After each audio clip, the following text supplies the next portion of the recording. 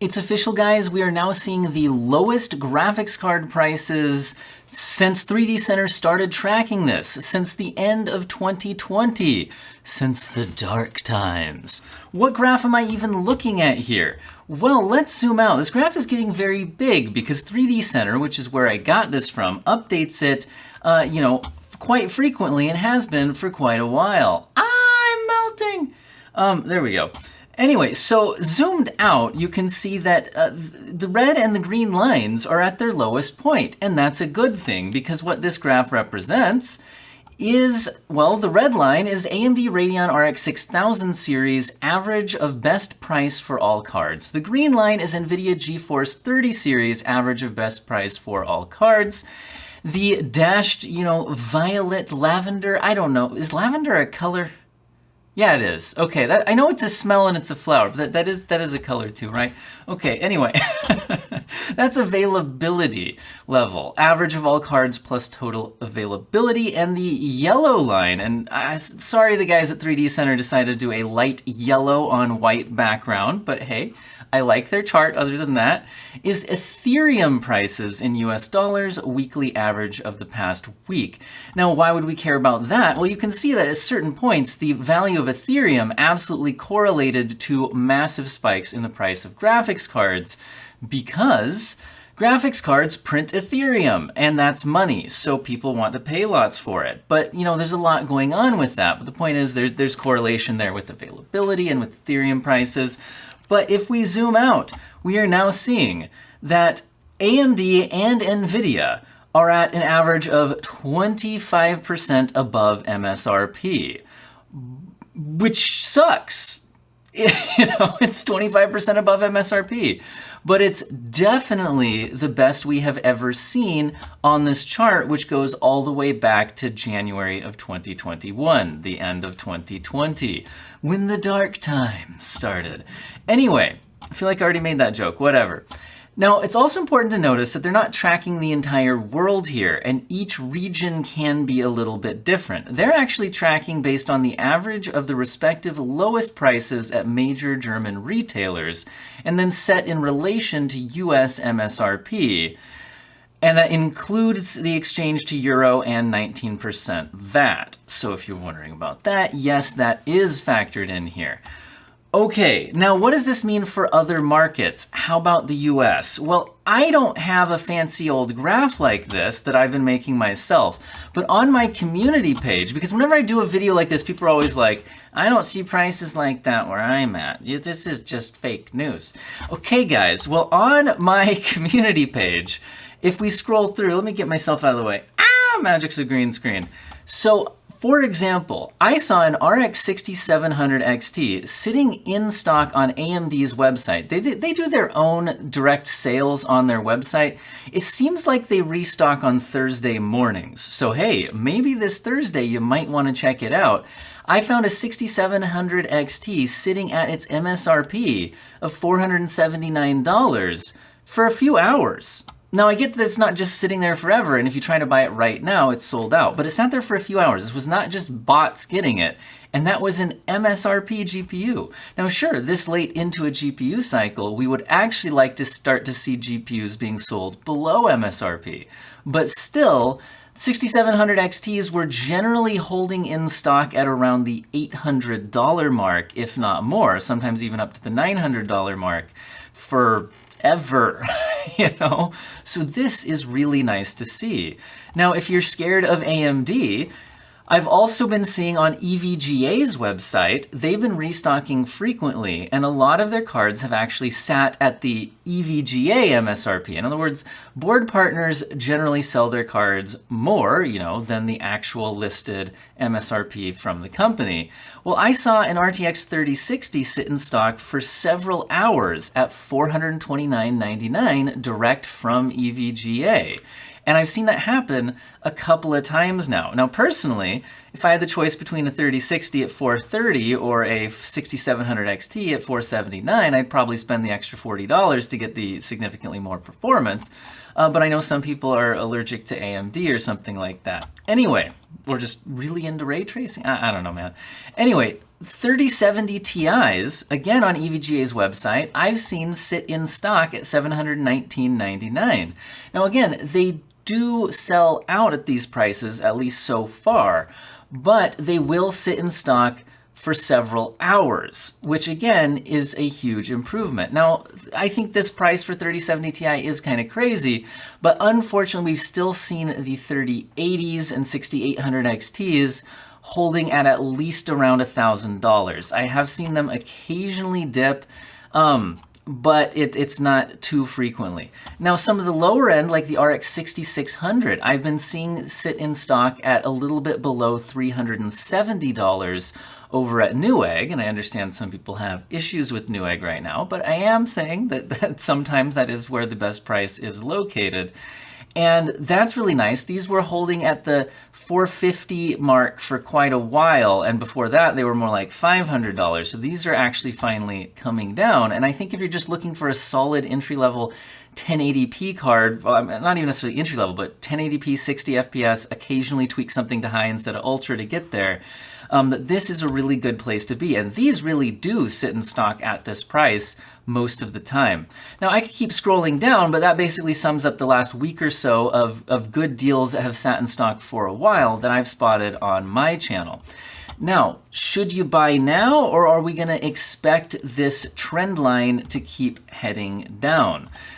Well, to be honest, anybody who makes a prediction on that is guessing. You can see, possibly, despite the yellow on whatever, oops, wrong button there, the yellow line, it's hard to see. This Ethereum value is going up, and I don't keep too close track of the crypto market, but I've also heard that the Ethereum 2.0, the proof of stake switch or whatever it is, which would make GPUs no longer used to mine it, that transition could be being delayed again. We thought it was happening in June-ish, June or July, but I'm also seeing a bunch of comments on my videos saying that I got delayed again. I haven't been able to investigate whether that's true. Just something to keep in mind. If GPUs are just money printing machines again, then that could hurt. Also, just the global supply and wars going on, energy prices, all of that. Supply chain issues, those could all throw a wrench into our declining value party. However, I really do think that a lot of consumers at this point, with the next generation of GPUs coming out, are not gonna bite if prices start coming back up. I really think it would have to be mining or some kind of horrible supply chain issue. Because other than mining, I think that now that people have seen prices come down, this consistently, they're not going to jump unless prices either stay where they are or keep getting better.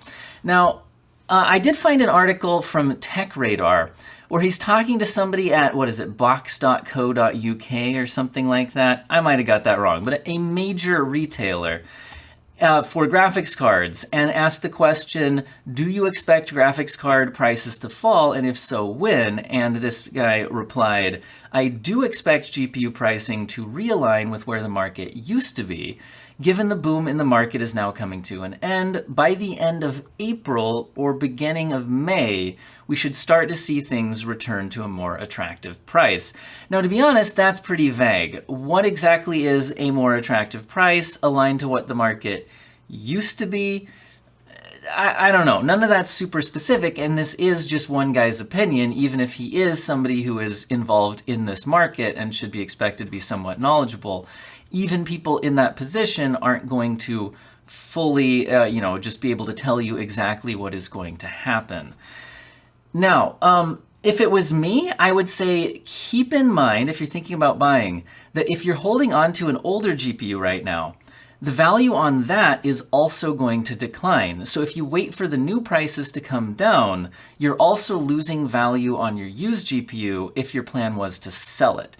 So if, the GPU you're looking for comes down another $50, but the price of the value of your used GPU also comes down about $50, did you gain anything by waiting? So that is something to consider, although if you wait all the way till the next GPU launch, with the whole next series coming out towards the end of the year, then we might start to see, you know, a lot better performance for the money. But a lot of everybody who, like, if you were in this position right before the 3000 series came out and the 6000 from AMD, and you were like, just hold out a little bit longer, wait for that new series, well, that's when scalpers started, you know, buying all up the supply, holding them at crazy high prices. Then the crypto thing happened. I'm just saying a lot of people in this position about 2 years ago ended up seriously regretting waiting. And I'm not saying that will happen again. I'm just saying you do need to be aware that that is a possibility. And so people saying that that can't happen again, they don't know, guys. I don't know if it'll happen again.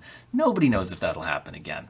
Now, last little bits of tech news related to kind of wrap up the video today is that the 3090 Ti should be coming out soon. And if you're thinking about buying one, there's various leaks on what exact performance we should be seeing here.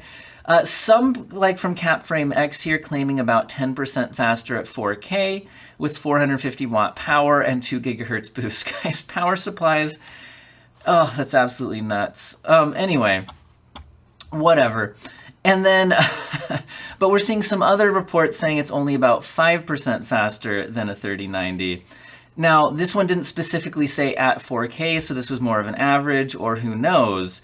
We also don't know exactly what this is going to cost, but according to my drivers, they're saying it'll be about $2,000 US. I don't know, guys, but we should see this at the end of this month, so coming up very soon. Also, we should be seeing the Intel Core i9 12900KS. They put an S at the end, so now it's worth more. Now, should be launching very soon as well, coming out on April 5th. Intel will build 4 PCs and talk about the latest installment of the 12th gen chip. And the idea here is to compete with the AMD Ryzen 7 5800X3D, which by using the 3D V-cache should get some seriously increased gaming performance. So people looking for the absolute best in gaming, well, there you go. Now, apparently this already popped up on Newegg for like $800. So, you know. Anyway, so yeah, that's a lot of money. The 5800X3D should be less money. But while they should compete in gaming, I think that the V-cache idea really isn't necessarily going to boost performance in all situations. So I'm not necessarily saying, it's going to depend on what you want this for. Also, on March 30th, we should be seeing the launch of the Arc Alchemist discrete GPUs, but we're only expecting to see them for laptops right now.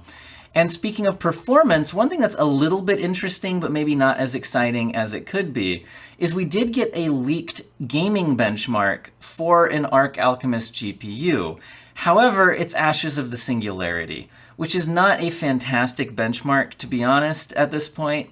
And sites reporting on this had trouble finding anything super comparable. I mean, basically, it got at the minimum 1080p settings using DX11, it got an average frame rate of between 36.9 and 38.3. But this is also a laptop, and this benchmark can even be CPU limited at times. Like, it's hard to find comparisons here. In general, I'm going to say that's not real high frame rate, but you know, it is what it is. I don't think we should read too much into this. I think we should wait and see what we actually get on some full reviews, or at least some better leaks. All right, guys, I've got to get to work because my spring break is over. Oh no, get back to teaching. Anyway, I hope all of you have an excellent day.